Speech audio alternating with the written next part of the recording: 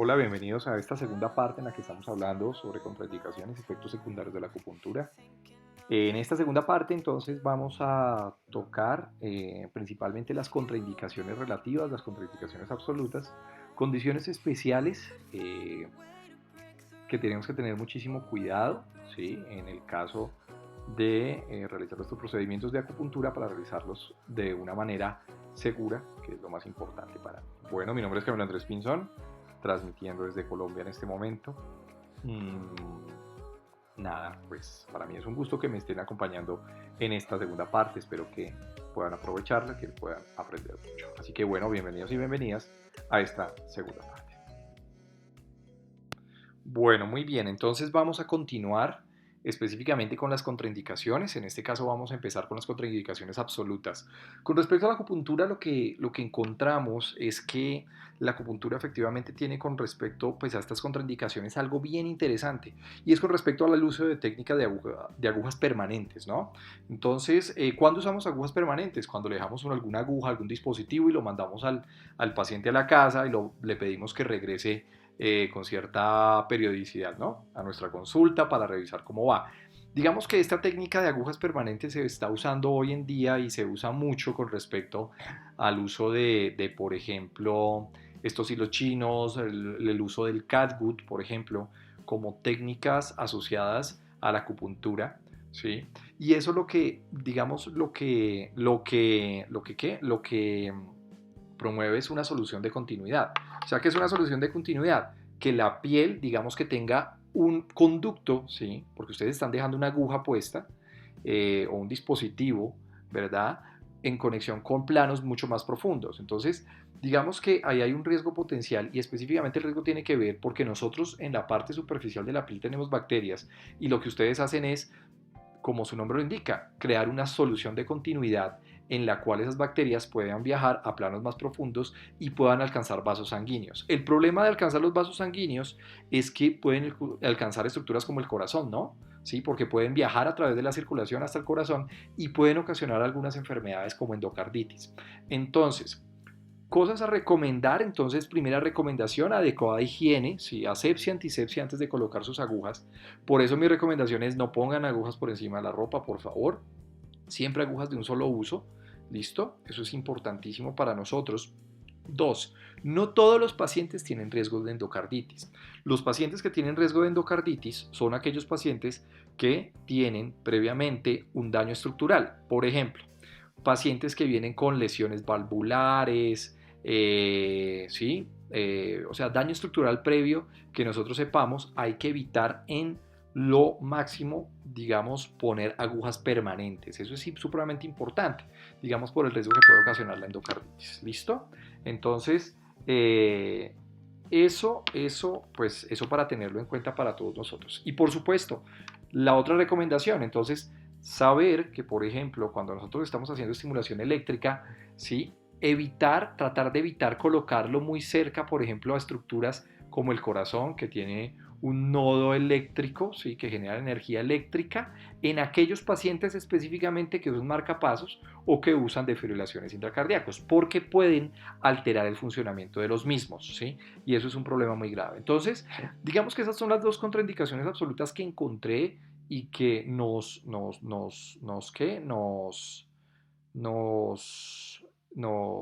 sugiere el libro, ¿vale? Para tenerlo en cuenta, ¿ok? Contraindicaciones relativas, entonces, como su nombre lo indica, una contraindicación relativa es, pues, mirar primero el riesgo-beneficio, o sea, qué tanto se beneficia el paciente de la técnica versus el riesgo que puede estar corriendo con respecto a la técnica. Esto es importante porque fíjense que acá las contraindicaciones relativas están más que nada los pacientes que tienen desórdenes sanguíneos, ¿sí? Como las hemofilias, alteraciones, por ejemplo, en la producción de factores de coagulación, eso es una hemofilia, ¿sí? Que sangran fácilmente. Entonces uno tiene que pensar siempre el riesgo-beneficio, ¿no? O sea, qué tanto se beneficia el paciente versus el riesgo, y si voy a tomar el riesgo de hacer la acupuntura, por lo menos saber que debo tener unas precauciones adicionales. De pronto, por ejemplo, no punturar en algunas zonas como compartimientos cerrados por fascia.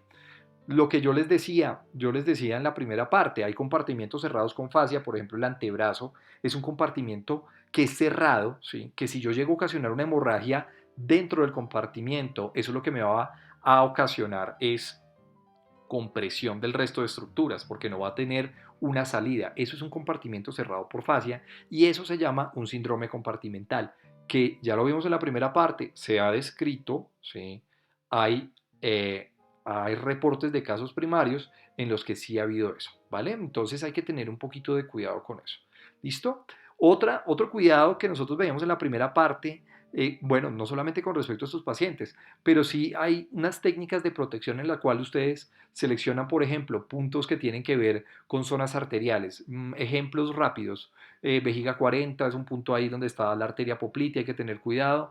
Por ejemplo, puntos de acupuntura en brazo, pulmón 7, ¿sí? Donde la puntura tiene que ser entre la arteria radial, ¿sí? Y la zona del hueso del radio, ¿no? Entonces hay que separar muy bien la estructura arterial, ¿no? Para evitarnos, por ejemplo, otro tipo de complicaciones ya reportadas, pseudoaneurismas, trombos a nivel arterial, trombos a nivel venoso, entonces hay que tener muchísimo cuidado con eso, ¿vale? Pacientes con una anticoagulación vienen dentro de este grupo de contraindicaciones relativas, ¿sí? Anticoagulación, entonces pacientes que estén tomando anticoagulantes orales como Coumadin, como la warfarina, los nuevos anticoagulantes orales, o pacientes que, por ejemplo, se estén colocando heparinas no fraccionadas, heparinas de bajo peso molecular, ¿sí? Por alguna patología en especial, pues idealmente tener muchísimo cuidado. Yo personalmente, paciente con anticoagulación, no realizo puntura. O sea, me voy de pronto con otras técnicas, digamos porque el riesgo es mucho mayor de sangrar, ¿sí?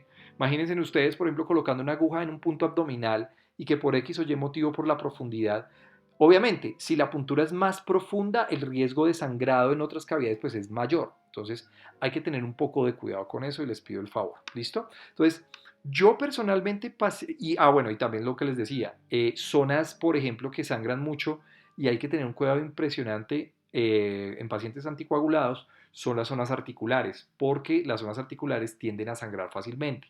Entonces podemos ocasionar una cosa que se llama hemartrosis, que es cuando la cavidad articular se llena de sangre. Entonces hay que tener muchísimo cuidado con respecto a eso. ¿Listo? Bueno, yo creo que eso es importante. Otro tipo de pacientes son los pacientes antiagregados, ¿sí? Entonces, fíjense que como para los anticoagulados y los de desórdenes sanguíneos, más o menos es la misma recomendación y es la recomendación que yo les hago personalmente. Si van a hacerlo, idealmente no hacer punturas profundas, saber que, por ejemplo, hay compartimientos de fascias cerradas, antebrazo, pierna, que hay que tener muchísimo cuidado en el momento de puntura, porque en el momento en que les haga hemorragia es muy complicado, ¿sí? Es supremamente complicado eh, pues liberar esa tensión. Eso hay que hacer un procedimiento que se llama fasciotomía, que se hace por urgencias. Entonces, hay que tener ese tipo de precauciones. Y obviamente, pues la puntura superficial versus profunda, yo generalmente podría orientarme pronto por una más superficial o usar otras técnicas alternas, como por ejemplo dígitos presión, o incluso también manejar, por ejemplo, moxa, ¿sí? Moxa indirecta, no en aguja, ¿sí? Para ese tipo de pacientes. Otro tipo de pacientes, lo que les decía, ¿qué pasa con los pacientes que están antiagregados? ¿Sí? Los antiagregados son aquellos pacientes que han tomado aspirina y toman por alguna enfermedad aspirina, ¿sí? Y recordemos que el efecto de la aspirina dura más o menos 8 días desde el momento en que se suspende. Entonces hay que tener un poquito de cuidado con eso, no tanto de pronto como los anticoagulados. Yo personalmente, un paciente antiagregado que no tenga absolutamente nada más, yo digamos que sí tengo mis cuidados para hacer la puntura, pero digamos que no lo dejo de hacer la puntura. Sé qué puntos punturar, de pronto no toco compartimientos de fase cerrada, ¿sí? Que sería lo ideal en ese tipo de pacientes, pero digamos que la contraindicación no es tan riesgosa como en aquellos pacientes con anticoagulación plena con otros anticoagulantes, ¿no? O pacientes con desórdenes sanguíneos. Por eso es importante siempre en las historias clínicas registrar el tipo de antecedentes patológicos, ¿no? Y obviamente explicarle al paciente los riesgos que puede tener, ¿no? Nosotros ya hablamos en la primera parte de algunos riesgos, infección, hemorragia, pero con estos pacientes hay que tener un poquito más de eso, ¿listo? De tener siempre en cuenta la opinión del paciente para tomar conjuntamente la decisión. Vale, muy bien. Precauciones especiales, uno, pues con respecto a la ubicación anatómica del punto. Vimos canal de Dumay, Vimos, porque después Dumay va sobre toda la médula espinal, entonces hay que tener mucho cuidado la manera como ustedes hacen la puntura sobre ese canal, ¿sí? Sobre las vértebras, hay que saber cómo hacerla. Eh, bueno, la zona del tórax, pero por supuesto, zonas precordiales, hay que saber y que ustedes aprendan muy bien la forma en que se debe punturar en esas zonas, con muchísimo cuidado. Ojo con ese tipo de técnicas que se llaman punturas secas, hay que tener muy bien el músculo entre los dedos, ¿sí? No hacerlo. Yo cuando hago técnica de puntura seca, lo que hago es pues tomar el músculo entre mis dedos, así sea, por ejemplo, ustedes cogen el trapecio, lo toman donde tenga la contractura para que ustedes sepan hasta dónde pueden hacer la técnica. Es lo que yo manejo, por ejemplo, en ese tipo de punturas. Hay que tener muchísimo cuidado, ¿no? ¿Listo? Con algunos otros puntos, obviamente, sí, que tengan cerca estructuras anatómicas. Entonces, es importante eso, que ustedes aprendan muy bien. Y ojo con lo que les dije, no sé si se los dije en la primera parte, pero importante, no tener una iniciativa propia, ¿sí? Porque eso no pasa nada, no, hay que tener un poquito de precaución, ¿no? Porque estamos tocando cuerpos humanos. Entonces, esa es mi recomendación. Vale.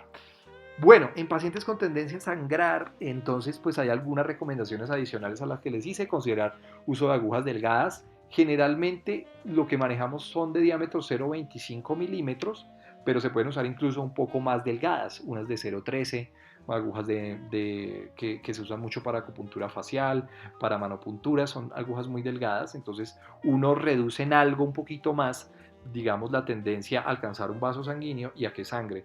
Obviamente evitar uso de punción vigorosa en compartimientos de fase enclaustrado.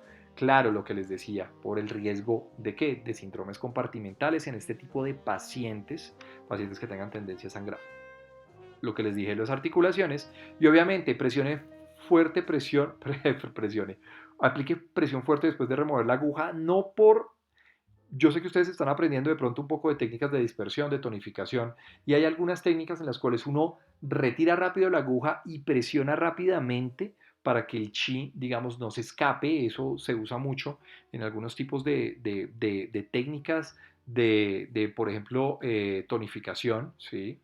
Eh, bueno, por ejemplo, dejan el punto abierto cuando ustedes sacan la aguja para dispersar esa energía, ¿sí? Que sería en el caso de dispersión.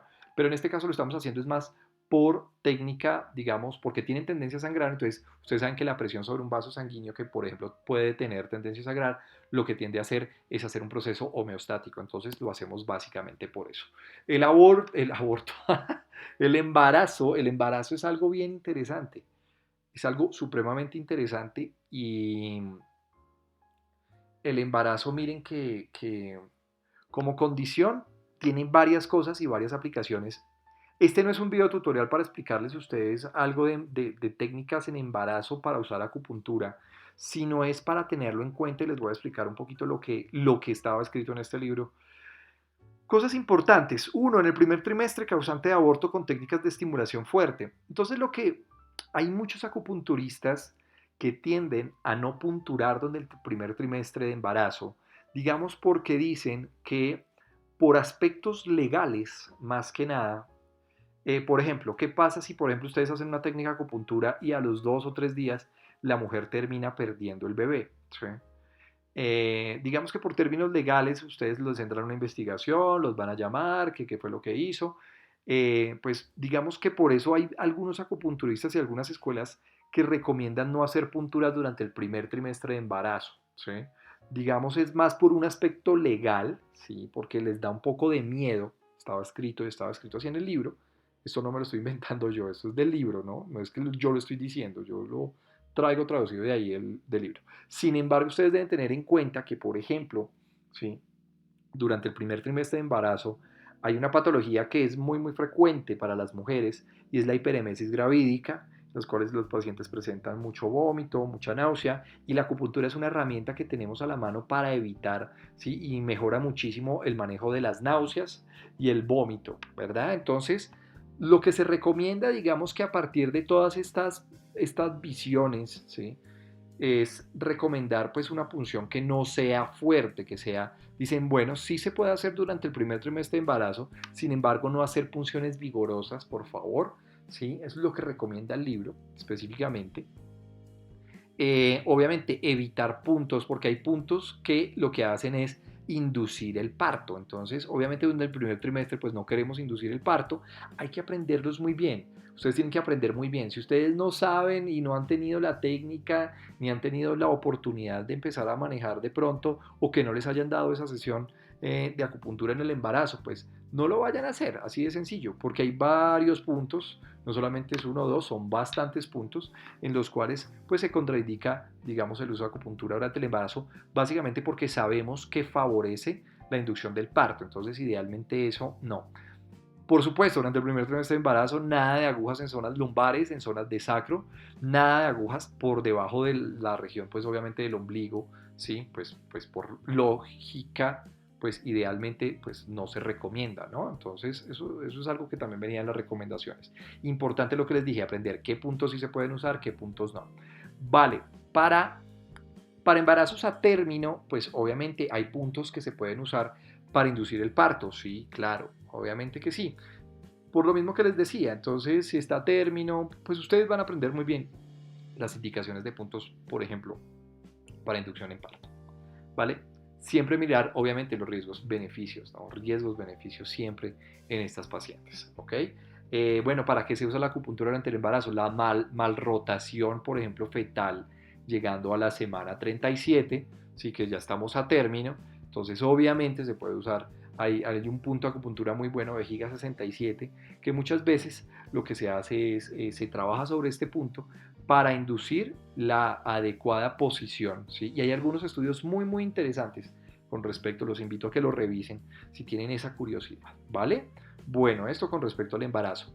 Bueno, importante, y acá viene también la historia clínica, ¿sí? Porque ustedes, a pesar de que la mujer les diga, no, yo no estoy en embarazo, sí estoy en embarazo, pues al menos registrar en unos antecedentes ginecobstétricos la última regla, cuándo fue, si hay algún retraso, ¿sí? Algún retraso en la menstruación que ustedes los hagan pensar, uy, de pronto puede ser que está embarazada. Entonces, tener las precauciones con respecto a eso. Siempre yo les digo, recomendar, recomendación, pecar por exceso. Sí, es como lo mejor. Y obviamente, pues tenemos algunas reacciones fuertes de la acupuntura que se han descrito. La primera reacción fuerte de la acupuntura, a pesar de que no es tan común, es la agravación de los síntomas con los que venía el paciente. Puede pasar. Cefaleas que viene el paciente a su sesión de acupuntura, usted le pone la dosis de acupuntura y a veces puede empeorar el síntoma del dolor de cabeza, por ejemplo. ¿Sí? Puede pasar. Sensación de fatiga, adormecimiento, pues inmediatamente posterior al tratamiento, claro, puede pasar. Y esto hay que tener muchísimo cuidado, porque es que el paciente puede quedar adormecido, puede quedar agotado. Eso tiene que ver con la dosificación en la acupuntura. Los textos clásicos de acupuntura recomiendan que, por ejemplo, ¿sí? En la población que es más anciana no se coloca o sea, no coloquen tanta dosificación de acupuntura, no le coloquen tantas agujas. La menor cantidad de agujas posible y generalmente uno se va de pronto con los pacientes un poco más jóvenes a poner, sí, pues una gran cantidad de agujas, es una posibilidad, ¿sí? La recomendación en general es no, digamos, colocar el mínimo común con el que ustedes sepan que el paciente se puede recuperar de lo que tenga. Sin embargo, pues obviamente ustedes saben que cuando colocamos agujas, según la teoría clásica, manejamos y movilizamos mucho chi y digamos que dentro de la teoría clásica, pues se puede explicar la fatiga a través de eso, de la gran manipulación del chi. ¿Sí? Sin embargo, hoy en día sabemos por vías neurofisiológicas que la acupuntura lo que hace es estimular centros arriba en el diencéfalo, donde arranca, por ejemplo, parte, ¿sí? Y también el tallo cerebral, donde arranca, obviamente, núcleos del parasimpático. Estimulamos mucho esa parte del parasimpático y el parasimpático, acordémonos, que es un sistema nervioso que me ayuda a relajar muchísimo. Esto hay que tenerlo muchísimo en cuenta para qué tipo de pacientes. Uno, yo personalmente les recomiendo, por ejemplo, pacientes que manejan insomnio y van a su consulta, ¿sí? Porque la acupuntura funciona mucho para el insomnio por esa misma sensación de calma y tranquilidad que logramos a través de la regulación del parasimpático, ¿sí? ¿Verdad? Pero sin embargo, imagínense ustedes un paciente con insomnio yendo a su consulta, lleva 3 días sin dormir y de pronto ustedes le ponen agujas, ya se siente relajado, se va a quedar dormido. Entonces hay que recomendarle al paciente en esos casos que siempre vaya acompañado si es que va a manejar, si va a tener alguna actividad de alto riesgo, ¿sí? Porque, porque les da tanto sueño, ¿sí? Que puede estar manejando y puede, por ejemplo, ¿sí? Pues obviamente terminar un accidente que no queramos o alguna actividad de alto riesgo, no necesariamente tiene que ser manejar, pero sí si tiene que ir al trabajo y es de alto riesgo, no sé, trabajo arriba, en alturas, bueno, etcétera, etcétera, etcétera. Entonces puede pasar esto. Otra reacción fuerte es una sensación de malestar muy parecido como un síndrome por influenza, ¿sí? Como si tuviera dolor de cabeza, dolor de garganta, congestión nasal, ¿listo? Entonces sí es importante eso, ¿no? Saber que puede ocasionar, ¿listo? Por 2 a 3 días y eso mejora solito. Bueno, las reacciones fuertes indican que son buenos respondedores a acupuntura. Sí, responde muy bien, claro, por supuesto, porque ya estamos viendo una reacción del cuerpo a una sesión de acupuntura. Pero para disminuir un poco estas reacciones fuertes de la acupuntura idiosincráticas, lo importante es empezar y considerar disminuir la dosificación de la acupuntura con respecto a que, uno, a la cantidad de agujas, dos, con respecto al tiempo, tres, con respecto a la profundidad que ustedes están introduciendo una aguja de aguja, cuatro, con respecto a la manipulación de esas agujas, ¿sí? ¿Listo? Entonces hay que considerar eso. Y obviamente, por ejemplo, si ustedes ya saben que un paciente tiene una reacción idiosincrática, o sea, propia de la acupuntura, que lo vimos en la primera parte, por ejemplo, vimos, pacientes con asma se pueden empeorar. Entonces, si yo sé que un paciente con asma de pronto en la primera sesión se me empeoró, pues de pronto yo voy a considerar otro tipo de terapias para ese paciente si yo las manejo, ¿sí? Digamos, en ese caso. Otra cosa es, por ejemplo, recomendar los cambios en la dosificación, ¿sí? Para que no vuelva a ocurrir, ¿sí? Entonces, tratando de prevenir un poco, eso hay que registrarlo también en su historial clínico. Bueno, cosas importantes entonces acá que les quiero mostrar rápidamente, lo mismo que les decimos. Contraindicaciones absolutas que no las vimos en la acupuntura, pues obviamente, que yo no quiera como paciente. A mí me asustan las agujas, no me va a colocar agujas. Esto pasa mucho, por ejemplo, en chicos adolescentes, en los niños, ¿sí? Donde uno busca de pronto otras terapias. Dentro, pues, de la medicina china podemos usar algo de ventosas, se puede usar moxa, se puede usar, bueno, acupuntura japonesa, digitopresión, reflexoterapia, etcétera, etcétera. Bueno, obviamente la tendencia a sangrar espontáneamente, ¿sí? Pues obviamente es una contraindicación absoluta. Yo por eso les digo, o sea, ese tipo de pacientes hemofílicos que tengan una anticoagulación completa, yo personalmente yo no hago acupuntura, ¿listo? Contraindicaciones absolutas para una técnica particular ya la vimos, por ejemplo, alteraciones estructurales del corazón, ¿sí? Que me predispongan a desarrollar, por ejemplo, procesos de endocarditis, ¿sí? Entonces, evitar esas agujas que ustedes dejan, ¿sí? Las agujas, las técnicas en las cuales yo dejo la aguja y lo mando a mi paciente, obviamente, ¿sí? Para su casa y que vuelva en una semana, entonces evitarlo. Por eso es importante, si ustedes no son médicos, al menos tener el reporte en la historia clínica, ¿sí? Eso es importantísimo. Miren que son cosas que ustedes nunca les explican. Bueno, lo que sí uno les explica generalmente es cuando ustedes estén haciendo electroacupuntura, pues obviamente evitarlo en casos de que el paciente tenga marcapasos de fibrilación intracardíaco, defibrilador intracardíaco, disculpen, y pues tenemos las contraindicaciones relativas. Tendencia severa a sangrar, ¿sí?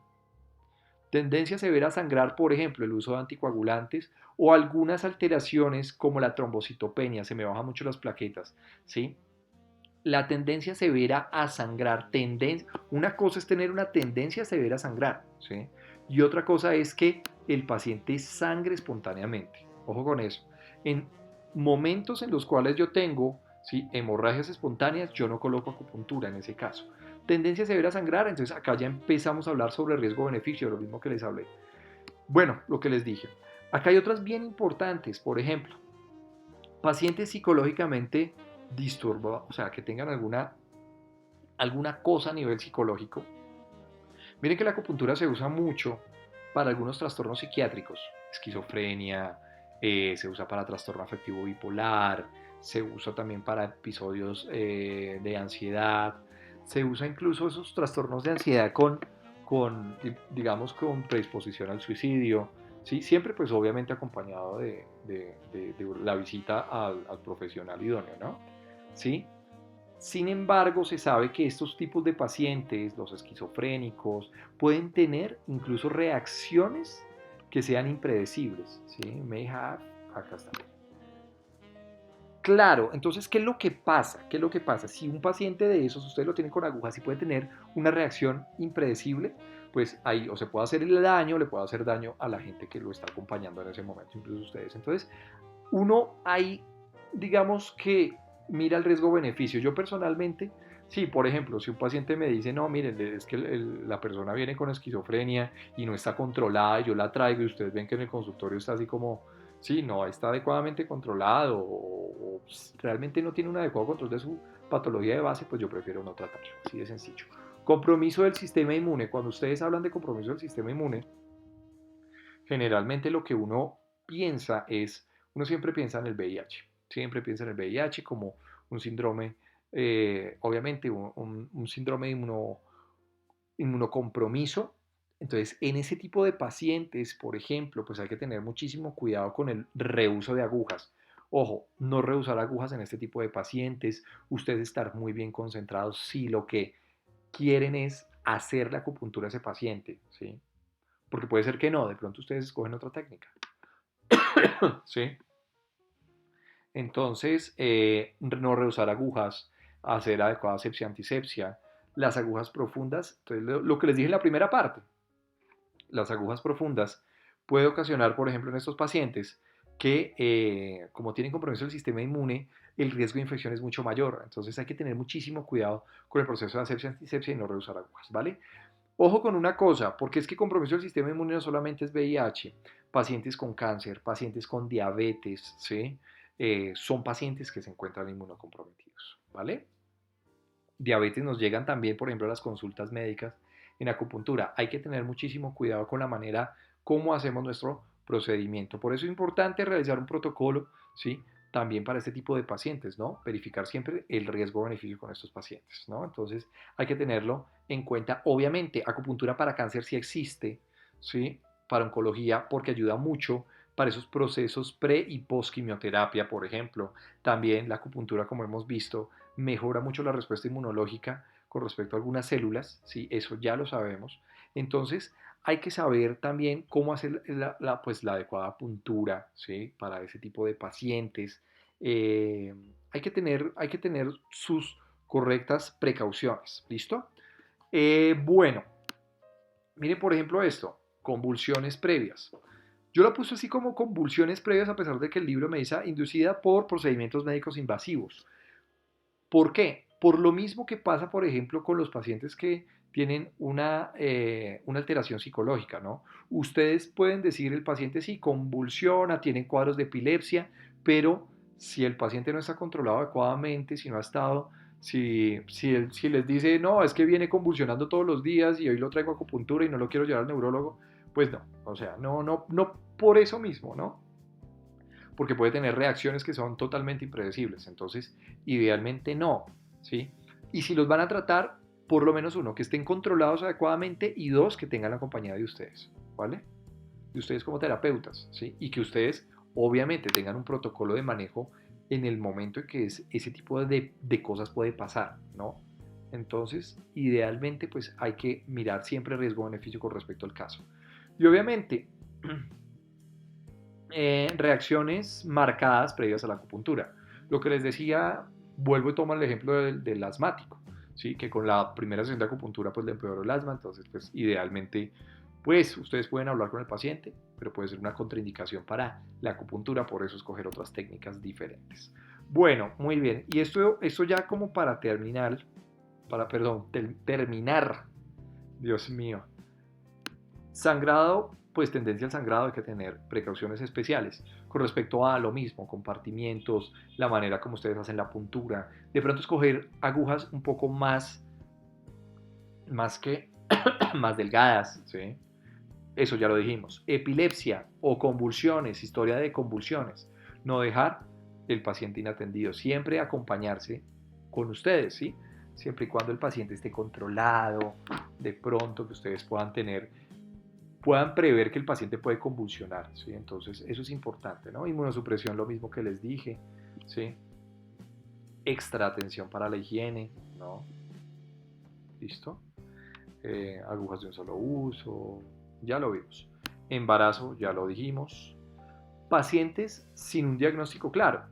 ¿Qué es lo que pasa? Por ejemplo, que muchas veces los pacientes, la primer acercamiento a los sistemas de salud es a través de un terapeuta en medicina china. ¿Qué es lo que pasa? Muchos de esos pacientes tienen cuadros que son mucho más severos. La acupuntura mejora mucho el dolor, claro, pero ¿qué pasa si ese dolor está causado por ejemplo, un tumor, un cáncer? ¿Sí? Entonces, cuando ustedes hacen acupuntura, lo que están haciendo es mejorando el dolor, pero muchas veces no tienen un diagnóstico certero. Entonces, idealmente, y la recomendación que siempre les hago, acompáñense siempre de los servicios médicos, ¿sí? Si ustedes no son médicos, ¿sí? Si no tienen esa capacidad, acompañarse siempre, ir de la mano siempre con eso. Eso es supremamente importante, ¿no? Sí, porque la acupuntura mejora mucho, pero a veces mejora más la parte sintomática, más no la parte causal. Ojo entonces. Bueno, cuando ustedes tienen estructuras físicas que son totalmente anormales, ¿sí? No sé, situs inversus totalis, que todo esté invertido en el cuerpo. Sí, sí me entienden, porque, por ejemplo, no sé, alguna otra malformación, no sé, 6 dedos, no sé. ¿Listo? Eso lo que hace es incrementar pues, el riesgo de trauma cuando ustedes no conocen las variaciones anatómicas. ¿Listo? Entonces, a tenerlo en cuenta esto, ¿vale? Lo mismo, pacientes que necesiten manejar después del tratamiento con acupuntura y además pacientes que tengan que hacer alguna actividad de riesgo. Hay que comentarles desde la primera sesión, ¿sí? ¿Listo? Y obviamente las reacciones fuertes a la acupuntura que nosotros ya lo vimos. Bueno, creo que eso es todo. Eso es absolutamente todo lo que teníamos que hablar hoy de contraindicaciones, efectos secundarios. Espero que les haya gustado la presentación. La recomendación, este libro está excelente, excelente. Les recomiendo que lo lean. Nos vislumbra la acupuntura a nivel de la neurofisiología y adicionalmente da unos protocolos de manejo muy, muy interesantes basándonos más que nada en los efectos que tiene la acupuntura sobre el cuerpo neurofisiológicos. Bueno, pues nada, para mí es un gusto acompañarlos en su formación. Mi nombre es Camilo Andrés Pinzón y espero que les haya gustado este video. Si les gusta, recomiéndenlo. Campanita para recibir las notificaciones. Les mando un gran abrazo a todos ustedes. Espero que no se me hayan asustado. ¿Sí? Eh, Esto hay que tener cuidado, sí, pero creo que era un tema muy importante porque no se los explican en ningún sitio. La verdad, ¿sí? Y espero que en el 90% de las escuelas, por lo menos que yo he visto, no se los explican. Hay que tener cuidado. Se puede hacer acupuntura de manera responsable. La acupuntura es una técnica que es muy segura siempre y cuando ustedes tengan también un conocimiento previo a lo que puede pasar. Y por eso el objetivo de esta charla. Bueno, les mando un gran abrazo y nos vemos en otro video tutorial. Bueno, que les vaya bien, que disfruten su día. Nos vemos. Chao, chao.